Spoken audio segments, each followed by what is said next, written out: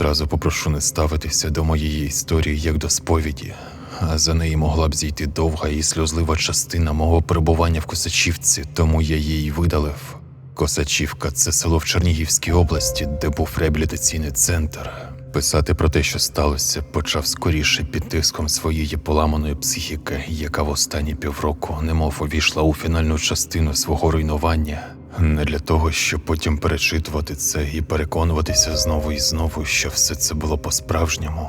Та чого там, поклавши руку на серце, мені здається, фінал мій буде сумний, аж надто багато всього одночасно пішло по пизді. А знову ж таки, може здатися, що мої спостереження нібито частина власного розслідування, яке, якщо чесно, то таки проситься, але це теж не так. Мене навряд чи змусять хвилюватися про долю інших людей, тих, хто, можливо, зіткнувся з цим. Мені просто хочеться жити нормально, як раніше, от і все. Насправді, потрібно було б видалити і цю частину і почати одразу з історії, але тоді б це суперечило принципу однієї психологічної вправи, якої нас піддавали ще в Косачівці на реабілітації. У Косачівці тим, хто проходив реабілітацію, регулярно давали різного характеру вправи. Більшою мірою це було банальне знущання – перебирати руками пару змішаних відер гречки, рису і пшена, робити окремі кубки, після чого коза, наглядач реабілітаційного центру, приходив і зсипав усе це назад у купу, а змушували копати яму, а потім її закопувати. Просто так, без сенсу. Взимку ловити сніг простирадлами, влітку рвати траву пальцями, кожну травинку окремо. Були ті, кого змушували підмітати територію, повзаючи навкарачки і дмухаючи на пил. Цих знущань було так багато, і вони були настільки у порядку речей, що більшість уже стерлася з моєї пам'яті. Але були інші моменти, їх можна назвати корисними вправами, одну з яких зараз ви спостерігаєте. Це дуже базовий психологічний прийом – писати те, що дуже сильно вас хвилює, у максимально розгорнутій формі, розписати проблему, викласти абсолютно все, перечитати це і потім видалити. Наступного дня робити те саме, виплеснути всі емоції, увесь гнів, усе, що було пригнічено, перечитати це і видалити. І так повторювати це доти, доки ти нібито не приймеш те, що сталося, не пропрацюєш цю ситуацію, доки не навчишся з цим жити. І я намагався, справді намагався, та тільки, схоже, це працює тільки з дуже поверхневими проблемами, а в мене щось більше. Те, що зрозуміти, на жаль, мені не дано. Те, що зрештою візьме гору і продовжить існувати і надалі, а ось мене вже неймовірніше не буде. Усе життя мені було не чхати. Я ніколи не боявся смерті, не боявся, доки реально не зіткнувся з її можливістю. Мене просто провіяло протягом потайбічного, і це далеко не те, що було в мене в голові протягом усього життя. Це щось інше, і воно по-справжньому моторошне. Найсумніше те, що і бігти мені взагалі нікуди. Можливо, через усе сказане вище я і хочу востаннє, написавши свою історію, не видалити її після завершення. Хочу щось залишити після себе. Нехай це і буде нікому не потрібна розповідь в неоднорідному цифровому потоці інформації. Тому зайвий раз перестрахуюсь і спробую спамити її скрізь, де тільки можна, на той випадок, якщо на мене раптом знову зійде бажання все видалити. Все почалося в 2009 році, коли мене, 23-річного, 55-кілограмового наркомана, батьки відправили під білі ручки здорованів з Косачівки. Цьому передувало так багато всього, що важко й пригадати. Лише за 2008 рік я встиг кинути півміста на гроші і пересувався по району чагарями. Вдома тільки за початок 2009 року виніс півквартири, ордени діда, фамільне золото, пилосос, праску, свій старий комп і купу таких речей, які навіть смітник не завжди в силах прийняти, не кажучи вже про їхній продаж. Список мого падіння набагато більше, ніж може витримати текст. Одного разу, поки батьки поїхали на Азовське море, ми з другом видерли нутрощі газової колонки на кухні, а потім зібрали її назад, тільки без міді, щоб вона виглядала як було. Нашкребли смішні 50 гривень за мідь, яку здали. Мої батьки її так витримали значно більше, ніж було потрібно, і незабаром звернулися в Косачівку. Так мене і забрали, без стукоту й доброго дня, в одних трусах з ліжка. Далі бус, що смердить собаками і мокрим папером, щось на азбуці Морзе з вибоїни ям, дуже довгий шлях, вічний. А потім все й почалося. Тут, до речі, неодноразово була та частина, сльозлива, повна жалю до себе, та, що мною зрештою була видалена остаточно. Там ворогів переможено, а погані ситуації вирішено грамотно. У житті ж усе було інакше. Але воно було, пройшло, і цього не повернути. Здається, у мене нарешті вийшло це відпустити. Скільки разів це вже було написано. Тепер переходжу до тієї самої історії, що і змусила мене писати все це. Коли після кількох місяців очманілої реабілітації, в пориві свого інфантильного максималізму, я за ще парочкою людей зробив те, від чого нам дали білі футболки. Їх тоді носило тільки ті, хто здійснював одну дію, що для мене звучить як пережовування битого скла, шматком скла, якими відбувалося те, за що нам у підсумку дали білі футболки. Тоді, після нашого перформансу, мене ще кількох людей перекинуло у лікарню. Закинуло в палату снідозників, оскільки у звичайному корпусі кілька важких було введено у штучну кому. Там нас перев'язали і прикували до ліжок. Так збіглося, що моє ліжко було поруч із лікарняним ліжком типа, в якого, дай Боже пам'яті, була одна або дві клітини. А знову ж таки можу помилитися, ті дні були надто сумбурні. І ось цей хлопець, Кирюха, доживав свої останні дні, буквально. Весь у виразках, шкіра навіть не воскова, а скинута рептильна луска. Сам хлопець лежав біля вікна, голос був зовсім ніби проводка на стіні коротить. Таке нібито тріск чи звук за стіною. Іншими словами, Кирюхина мова була ніби шум із того світу. Там слово від хрусткоту накрохмаленої подушки прослизне, там матрац скрипучий фразу ставить, а за всім цим його голос, тріск проводки, свербіж лампи на стелі. Знаю, що схоже на помутніння, але так я це запам'ятав. Звісно, він говорив звичайним голосом, але саме ці деталі дуже барвисто закарбувалися в моїй пам'яті. Говорив він про те, що взагалі тут відбувається, на реабілітації у Косачівці. Запитував, чи не помічав я дивацтв і як довго тут перебуваю. Мої невиразні потуги відповідати не змінювали вектор його думки, і він продовжував. Про те, як зіткнувся з тим, що він вже майже вилікувавшись від залежності, повернувся у звичну колію пошуку справ і варок. Розповів про церкву, дихання Христа. Тут буде невеликий відступ. Потрібно розуміти мій скепсис у той час, чому все, що він мені сказав, ніяк мене не зачепило. Усе тоді сказане ним і описане мною тут, це зі слів одного снідозного наркомана, який помирає. Більше з подібною інформацією і формулюваннями мені стикатися не доводилося. Тепер, з його слів, навколо Христа завжди крутилися найрізноманітніші сумнівні люди. Від звичайних фанатиків до зовсім божевільних культистів, які вірили в його іншу місію і роль у світобудові.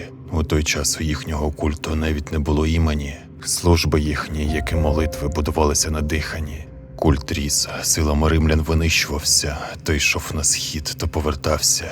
І в міру гоніння вірування в культі ожесточалися, часом зовсім спотворювалися, а з появою постаті Христа, яка лежить усім культам і сектам, стали вважати його виключно своїм пророком.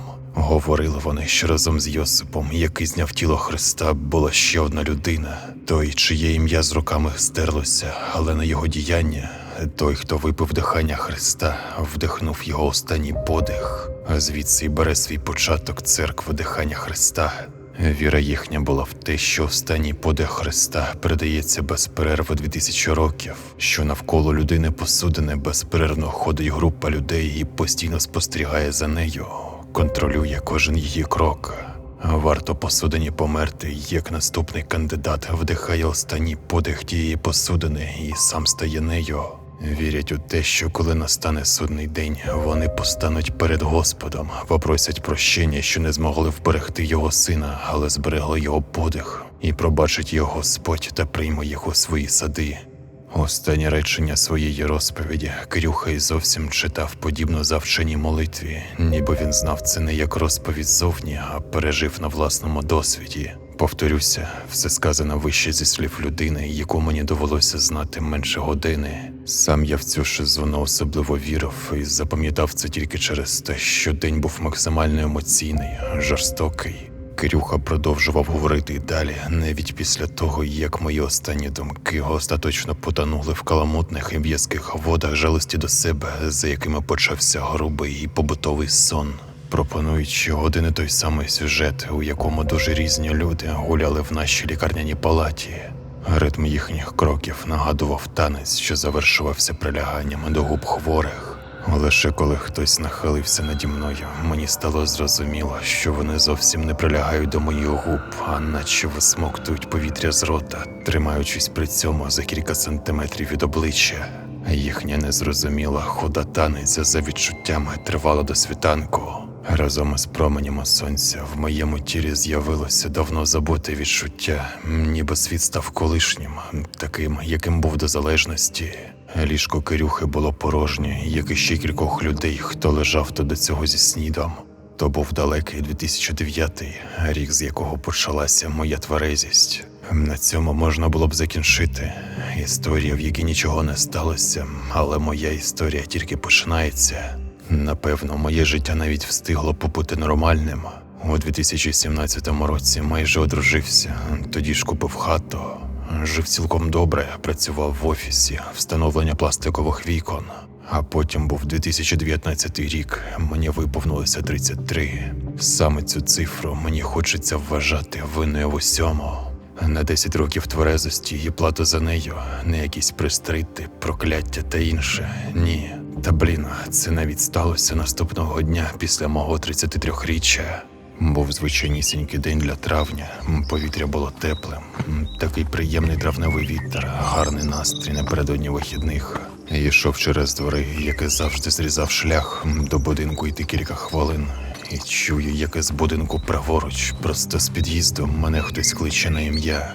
Свят. Звати мене Святослав, якщо що. Свят. Начебто і пошепки, але через під'їзну луну звучить дуже голосно. Чомусь зупинився. Зазвичай ніколи на вулиці на свист або на своє ім'я не зупинявся і вже тим більше не повертався, а тут завмер. Свят. Може більш грубо, голосно чи що. Дивлюся, а на дверній ручці під'їзду білий рушник висить. У моєму регіоні їх зазвичай вішають тоді, коли хтось помирає. І якось за секунду все стало моторошно. Мене реально пробрало, хоч до цього завжди був прихильником того, що життя набагато страшніше від усього потайбіччя. Тут все було інакше. Я так занепокоївся, що вирішив назло собі піти в той під'їзд, щоб раз і назавжди вбити цей страх, зустрітися з ним віч-навіч. Зайшов у під'їзд, чую, як лунає голос з верхніх поверхів. Той самий шепіт. Почав підніматися сходами, йду, аж шепіт усе кличе. Так дійшов до дверей на 3-му поверсі. Стою, і вже за ними шепіт продовжується, все кличе мене. Думав подзвонити у дзвінок, та двері рухомі під'їзним протягом трохи прочинилися. Невелика шпарина, за якою чути рух, кроки та шурхіт, а за всіма цими звуками все теж святе. Так і зайшов, як останнє бидло, просто потягнув ручку і влетів у квартиру. Увірвався туди, а там людей купа, всі у чорному, і труна в центрі залу. У повітрі туга й горе, жалоба у розпалі. У труні лежить жінка, на лобі якась пов'язка. Люди, що були навколо, по черзі нахилялися над труною. Спершу думав, що в лоба цілують, а коли придивився, ледь не вилетів із квартири. Вони зовсім не прощалися спокійною, а ніби як втягували губами повітря біля її рота. І тоді я побачив, що у квартирі були абсолютно різні люди. Дуже сильно виділялися родичі, які немов загіпнотизовані, дивилися в підлогу. І не менш сильно виділялися ті, хто тут був явно чужий. Це теж були люди, тільки емоції, що виражали їхні обличчя, були інші. Азарт, неприхована радість, легка оскаженілість в очах, наче дай їм тільки волю. Ці чужі люди по черзі нахилялися над труною та пили подих мертвої жінки, доки мої спроби зрозуміти, що відбувається, пробуксовували. Потім один із них помітив мене і замість будь-якої реакції просто пішов до труни, дотримуючись своєї черги. Усі ці незрозумілі люди, ці закляклі родичі з порожніми очима. Взагалі це дійство так налякало мене, що бажання втручатися зникло. Хотілося просто потрапити додому. Шлях додому, вечір і, можливо, наступний тиждень особливо пригадати не можу. А ось пиздець, що почав коїтися далі, пам'ятаю чітко. Починалося все з непорозуміння. Мені здавалося, що моя дівчина дихає на дзеркало у ванні і залишає для мене повідомлення. Думав, що забув купити черговий хліб, майонез тощо. Ці написи я постійно почав помічати в найрізноманітніших місцях. Спочатку, як і казав, у ванні, потім на склі кухонного вікна побачив один, коли вранці орієнтувався по людях за вікном, як одягатися на роботу. І всі написи нерозбірливі, іноді просто каракулі, часом слова, але фіг прочитаєш. Начебто слово «хліб», і ось справді хліб, а секунду погляд потримаєш на написі, а там якась маячня. Запитав у своєї, в чому таємний зміст цих повідомлень, а вона тільки знизала плечима. Тривало це довго, постійні непорозуміння. Потім почала нервуватись, а далі найстрашніше для таких, як я, удар нижче пояса. Запитала, чи я не під чимось. Для тих, хто довгі роки в зав'язці, це ніж у душу. А за кілька тижнів стосунки, які будувалися роками, перетворилися на пил, а моє персональне пекло тільки починало грітися. Коли вона поїхала, нові написи я списував на непомічені раніше. Навмисно не помічати, а незабаром обманювати себе стало надто складно, і мені довелося визнати, що ці сліди від дихання на склі і написи нові. Ключі від хати вже були тільки в мене. Лякати мене почало це тоді, коли місця, де з'являлися ці сліди від дихання, стали надто дивні. На склі, за вікном, на 4-му поверсі, потім одна така була зі зворотнього боку серванта в залі, знову на склі. Запотівали склянки в кухні, кришки кастрюлі і камери для овочів у холодильнику. Скрізь так, немов хтось дихав у них, і скрізь зі зворотнього боку. З такою ось шизою я й жив якийсь час. Як розумово відсталий вдивлявся в горличко порожньої пивної пляшки, побоюючись побачити там слід від подиху всередині. Боявся, що вона за секунду, випущена з поля зору, вкриється цим мерзенним потойбічним конденсатом. Звісно, у мене були серйозні запитання до того, що відбувається. Ви не подумайте, я не їбанутий. Мене все це дуже сильно напружувало, але одного разу, сівши і гарненько подумавши, я уявив, які у мене перспективи. У тому плані, а хто мені взагалі повірить? Ось колишній наркоман, який розповідає про якісь запітнілі вікна ложки, похорон урочистість і людей, що крадуть дихання. Мені було чітко зрозуміло, що рідні, чия довіра після моєї бурхливої молодості так довго відновлювалася, скоріше повірять, що я знову присів на мед, ніж у подібну паранормальну нісенітницю. У кращому випадку буде важка розмова, у гіршому – Косачівка 2.0. Інша справа, якщо це справедлива відплата організму за роки вживання. Ця версія здавалася мені логічною, і підкорюючись її логіці, я знову не хотів опинитися в полоні тих, хто може робити з тобою все, що завгодно. Нехай у цьому випадку це і була б психлікарня. Оцінивши всі свої перспективи якомога тверезіше, я дійшов висновку, що мені слід мовчати про те, що відбувається в моєму житті. А друзів у мене, до речі, у 33 роки було 1,5 людини, які вже давно стали позатими сім'янинами, і про справи минулих днів, немов пригнічені почуттям провини, говорили без охоти. Якісь кілька місяців я балансував на межі свого сумніву в тому, божевільний я чи ні, і намагався дотримуватися нормального побуту, а потім одним невірним кроком мій баланс зруйнувався і все покотилося під 3 чорти. Знову хтось мене кликав, знову цей моторошний протяжний шепіт. Тепер там не було похорону, і долунав він із під'їзду. Він застав мене на вулиці, у дворах недалеко від станції метро, з якої я зазвичай добирався до роботи. Десь у глибині моєї свідомості кипіла злість на тих задоволених виродків, яких встиг тоді побачити на похороні. Хотілося на комусь відірватися за своє життя, що знову покотилося під 3 чорти, і ця злість штовхнула мене вперед, прямо на шепіт. Ноги самі понесли мене, спочатку за один двір, потім сходами вниз. Вони неприємно занурилися в холодну підвальну воду і, ковзаючи незрозумілим дном, йшли вперед, прямісінько до мерзеного шепоту, що вимовляв моє ім'я.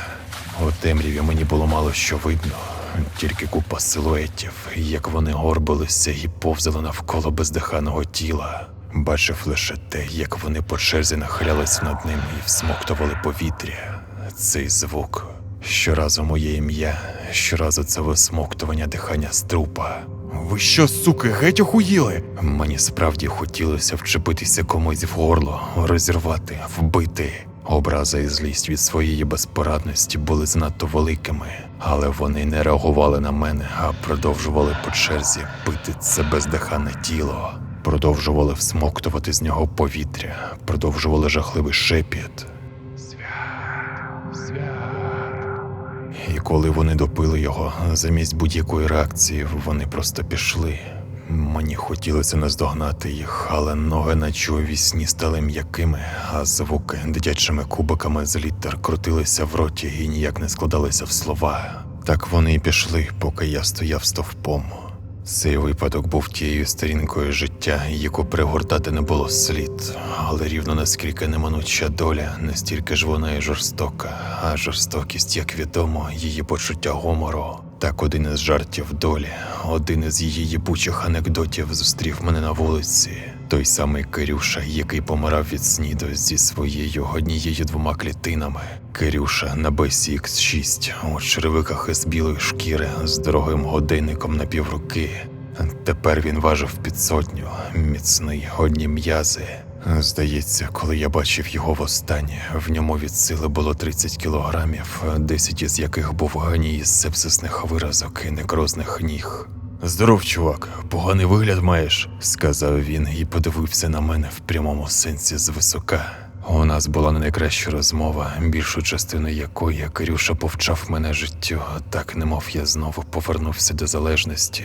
А він знову і знову говорив про те, що мені просто потрібно повірити в Бога, звернутися до нього, що Бог мене любить і чекає у своєму домі, і цей дім завжди відкритий. Церква. При цьому слові мене трохи трохнуло. Було в ньому щось розпечене, таке собі шипіння клейма, ніби так звучав некроз, що швидко жре тіло. Тоді, в розмові з Кирюшею, всі мої зусилля були спрямовані на те, щоб за жодних обставин не потрапити під його вплив.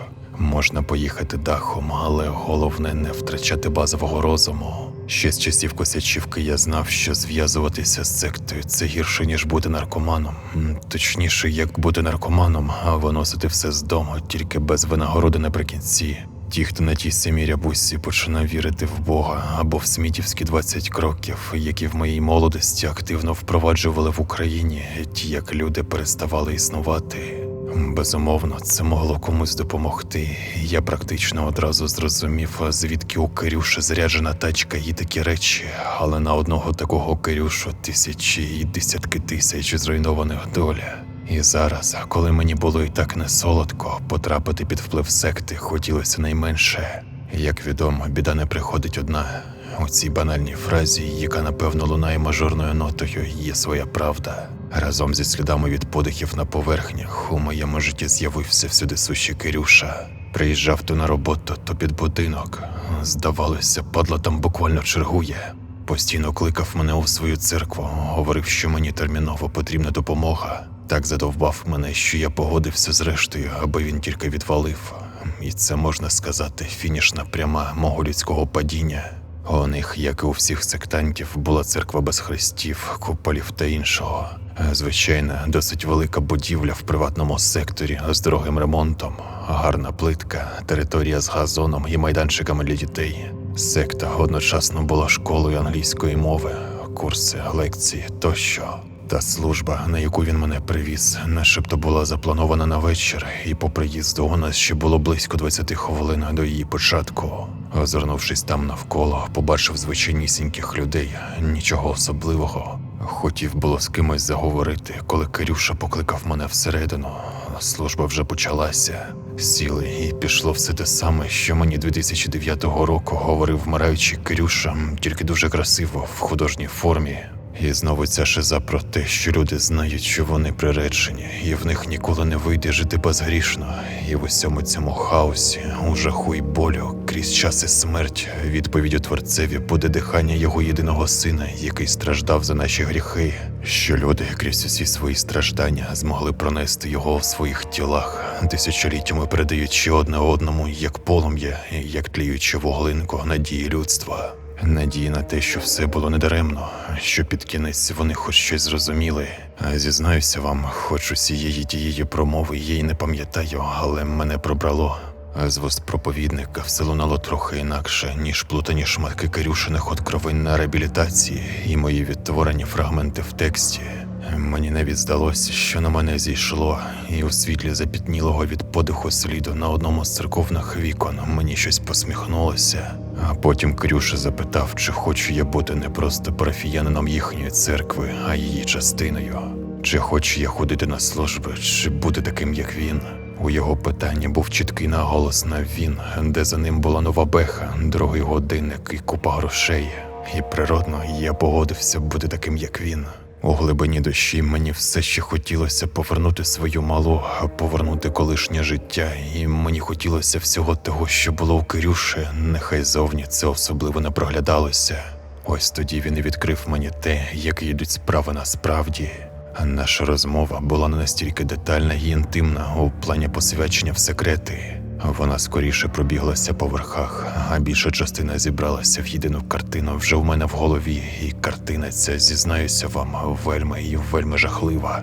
Як виявилося, вся ця блажена маячня про вуглик надії і відповідь Творцеві від людства були лише красивою обгорткою для залучення слухняного стада. Вони ж полювали саме за людським подихом, за останнім подихом і його слідами. Зокрема, Кирюша займався тим, що знаходив людей, яких згодом влаштовував у центри реабілітації, волонтерські організації і лікарні. Туди, де вони могли б бути біля тих, хто от помре.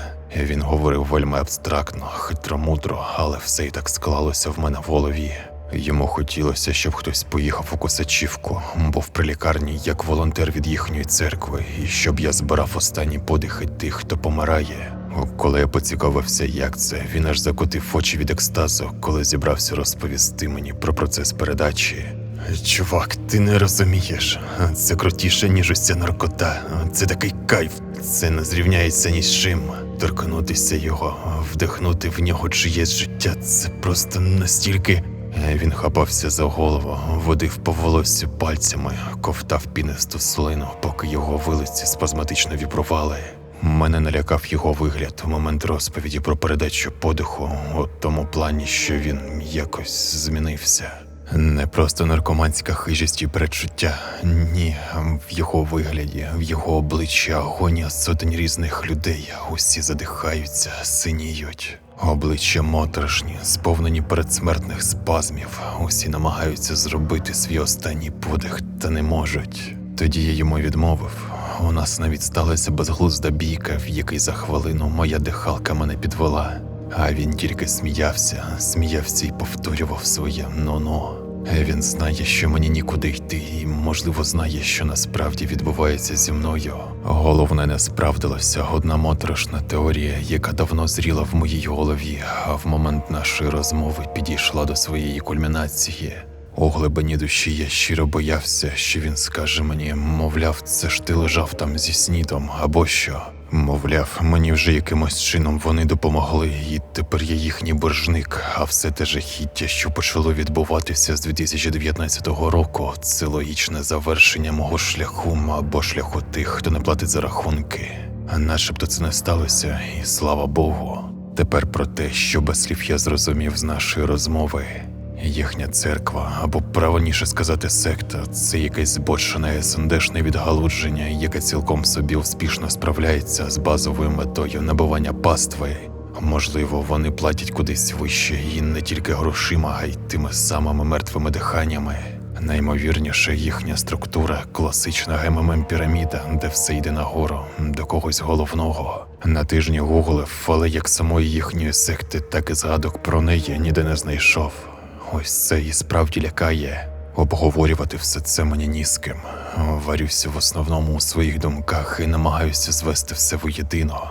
Дедалі більше схиляюся до того, що мета їхня не піднести подих Ісуса Творцеві на страшному суді, а вдихнути подих Ісуса в того, кому судилося стати антихристом. Це знову ж таки не якась істина, це з висоти моїх приземлених і поверхневих суджень. Можливо, так вони і принесуть кінець усього на землю. Не знаю, правда. Напевно, варто піти в нормальний храм чи що, особливо в моїй ситуації, або Біблію почитати.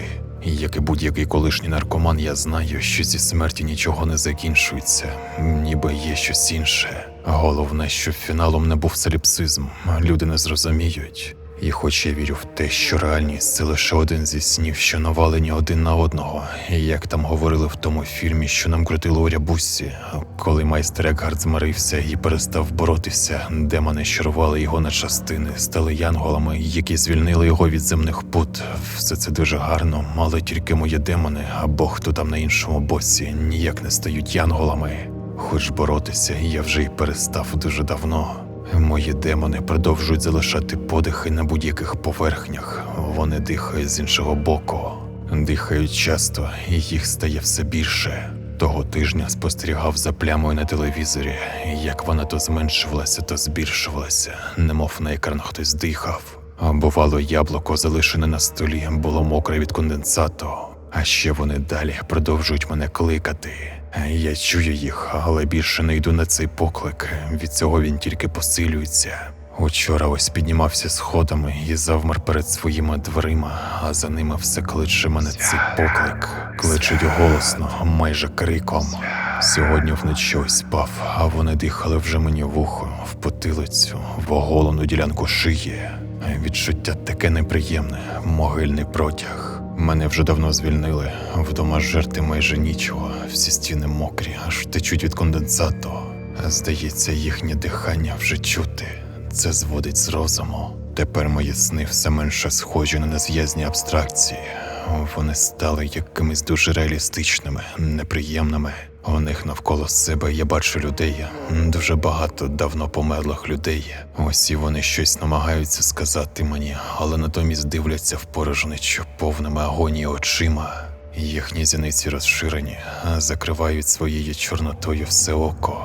А чорнота ця пульсує повільно, з нею лише темрява, з якої хтось дихає всередині їхніх очей, за глянцевою темрявою, за їхніми душами. Ці мертві люди продовжують приходити у моїх снах. Вони всередині мого будинку, у моїй кімнаті, скрізь.